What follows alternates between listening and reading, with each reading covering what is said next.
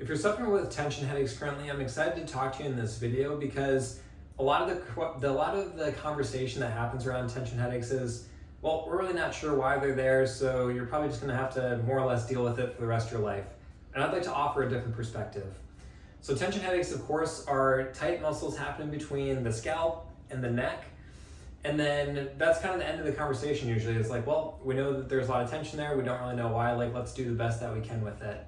So I would encourage you to keep asking the question, why? Why would muscles just continually get tight like that? And if we step back and look at some of the basic human physiology, we can start to dig a little bit deeper. Because muscles only contract when they are told to contract by a nerve. That's the way the human body works, and that's the way that muscles are set up. They just do what they're told. When a nerve impulse fires, that's when they get the contraction.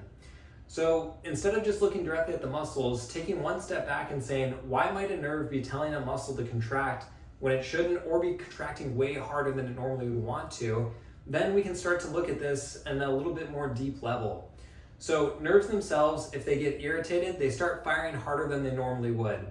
So this can happen as they're coming directly out of the spinal cord. Right here along the vertebra is what we'll see for a lot of people.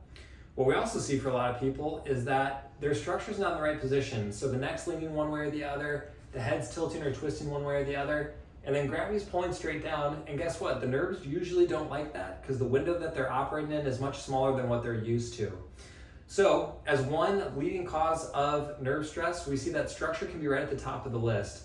Obviously there's other factors that can play a role, but this is a conversation that just isn't being had at all. And with tension headaches, I find that the nerves aren't even being considered a lot of times.